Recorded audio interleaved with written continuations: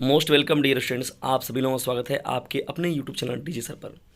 चलिए आइए एक मोटिवेशनल सॉन्ग हो जाए, उसके बाद फिर हम क्लास को स्टार्ट करेंगे आपके।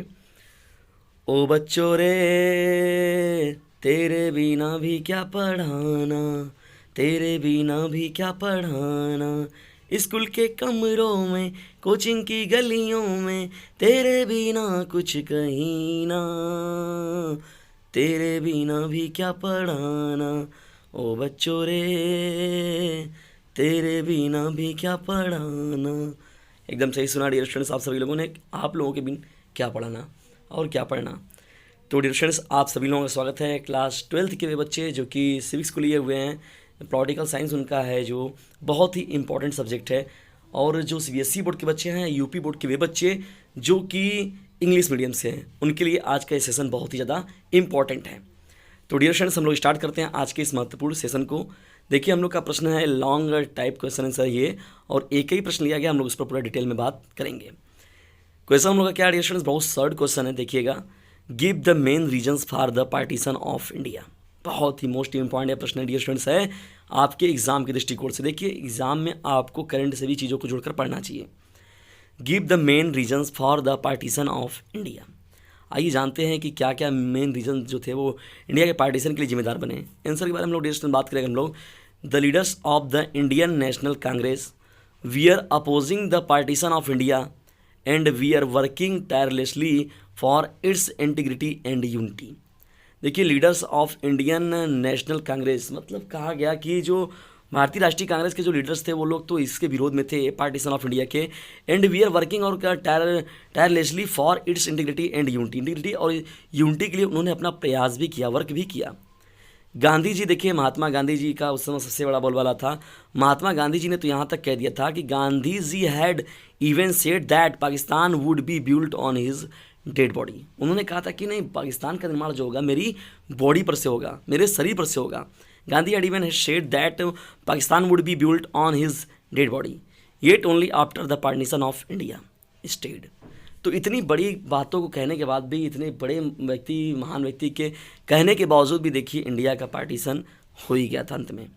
Yet only after the partition of India stayed. तो डियर स्टूडेंट्स उन्होंने कहा था कि built on his dead body, मतलब उनके मृत शरीर पर से ही पाकिस्तान का निर्माण होगा। इतना बोलने के बावजूद, इतने अगर कोई एक जो एक बार बोल देते तो पूरा भारत रुक सकता था, लेकिन उस समय जो पार्टीशन ऑफ इंडिया है वो भी नहीं रोक पाए। तो आइए डियर स्टूडेंट्स जानते हैं इसके पीछे क्या रीजन थे, क्या घटनाएं घटी हैं, क्या महत्वपूर्ण बातें थी। डियर स्टूडेंट्स आइए हम लोग आगे बढ़ते हैं। Some thinkers considered Jinnah to be solely responsible for the partition of India. सोली की अगर देखा जाए, हम लोग अगर देखा जाए तो कुछ जो विद्वान हैं, विचारधारक हैं, या जो इतिहासकार रहे हैं, या जो सिविक्स के रहे हैं, स्पेशलिस्ट रहे हैं, उन्होंने अपने विचारों को दिया। तो उन्होंने बताया कि जो सबसे बड़े रूप से जिम्मेदार थे, जिनका नाम था Jinnah, responsible for the partition of India, सबसे मुख्य रूप से देखिए लिया जाता है। This is also true to an extent. अगर इसे कुछ समय तक कहना भी सही है, हम लोग मान भी सकते हैं, कह भी सकते हैं, मगर केवल वही एक रिस्पॉन्सिबल व्यक्ति नहीं है। केवल जिन्ना को ही हम लोग नहीं कह सकते पार्टीशन ऑफ इंडिया के लिए। ड्यू टू जिन्नाज डोगमा, जिन्ना की कुछ विचारधाराएं थी, कुछ जिद्दीपना था, ये हम लोग मानते हैं। The situation of partition of India across but there we are some other reasons as well as. कुछ और भी कारण थे, ये किसी एक पर थोप देना ये मूर्खता होगी, बल्कि हम लोग डिटेल में पूरा बात करेंगे कि नहीं वास्तव में क्या क्या रीज़न थे। Due to which the partition of India become inevitable, जो उत्तरदायी थे मुख्य रूप से इंडिया के पार्टीशन के लिए, जो मुख्य रूप से जिम्मेदार थे या उत्तरदायी थे, केवल यही एक घटनाएं नहीं थी, कुछ और भी महत्वपूर्ण घटनाएं थी। आइए हम लोग उनको देखते हैं। It is said that if the partition of India was not accepted at that time, then it was impossible for the country to become independent. ये एक शर्त रख दी गई कि पार्टीशन ऑफ इंडिया यदि नहीं होता है, एक्सेप्टेड नहीं किया जाता है इस समय, तो ये तो आप समझ लीजिए कि इम्पॉसिबल हो जाएगा कंट्री टू बिकम इंडिपेंडेंट। तो ये मतलब अगर देखा जाए तो भाई अंग्रेजी सरकार के गुलाम में थे। अगर देखा जाए तो ब्रिटिश इंडिया की बात होती थी, तो हम लोग उन लोगों ने शर्त रखी, यानी अंग्रेज लोगों ने, ब्रिटिश लोगों ने, कि कंट्री टू बिकम इंडिपेंडेंट तभी किया जाएगा जब पार्टीशन ऑफ इंडिया की बात यहाँ पर एक्सेप्टेड कर दी जाएगी इस समय, at that time. Therefore compelled by the circumstances the leaders of the Congress accepted independence with the partition of India। Therefore देखिए, बहुत ही मजबूरी में आकर, बहुत ही ज़्यादा दबाव में आकर देखा जाए एक तरीके से, तो परेशान होकर the leaders of the Congress accepted independence, उन्होंने इस स्वतंत्रता को एक्सेप्ट किया with the partition of India. बहुत ही दुख के साथ उन्होंने, बहुत ही, लेकिन बाद में फिर उनके लिए कोई रास्ता नहीं दिखा, वो अपनों को भी नहीं जोड़ पाए और दूसरे तो तोड़ने के पड़े हुए थे, लगे हुए थे। तो कांग्रेस एक्सेप्टेड, उसने कांग्रेस ने, यानी कांग्रेस ने जो जैसे मुस्लिम लीग को उन लोग समझा नहीं पाए सही से, तो फिर वहाँ पर क्या हुआ कि उन लोगों को पार्टीशन, यहाँ पार्टीशन, और रिलीजस के नेम पर हिंदू मुस्लिम के जो बेस पर क्या किया गया, पार्टीशन कर दिया गया। Independence, Congress accepted independence with the partition of India.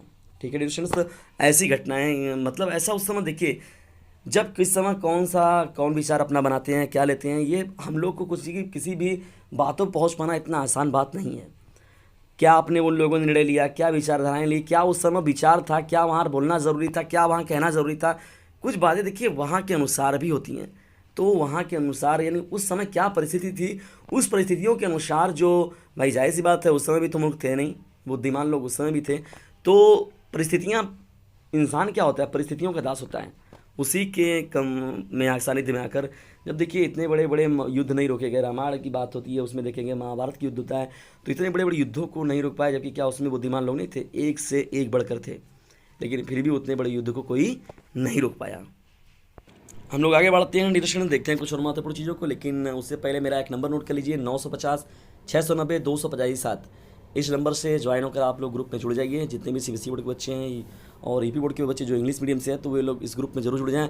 और अदर राज्य के भी बच्चे हमारे साथ धीरे धीरे जुड़ रहे हैं, जो बिहार के बच्चे हो गए, छत्तीसगढ़ के बच्चे हो गए, झारखंड के बच्चे हो गए, और उसके साथ ही साथ मध्य प्रदेश के हो गए, राजस्थान के हो गए। तो ये 4-5 राज्यों के बच्चे धीरे धीरे जुड़ रहे हैं, और उनके जो सिलेबस हैं वो लोग भी कहे सर हमारा एनसीईआरटी हमारा भी सिलेबस है, और जो भी आप पढ़ाते हैं वो हमारे यहाँ के सिलेबस में भी है।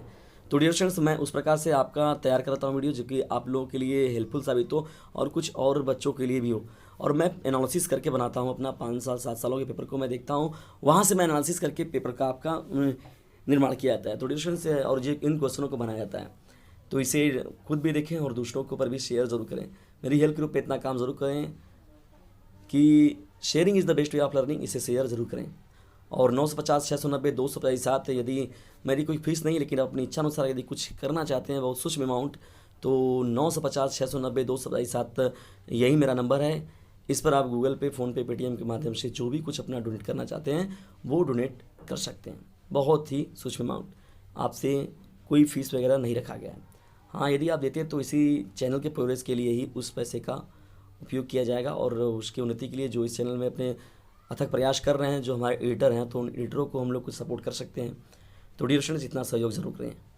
Following year the main reasons for the partition of India. आइए जानते हैं कि रीज़न क्या थे पार्टीशन ऑफ इंडिया के मुख्य रूप से। पहला डियर स्टूडेंट्स देखिए, पॉइंट वाइज हम लोग देखेंगे, divide and rule policy of British rule.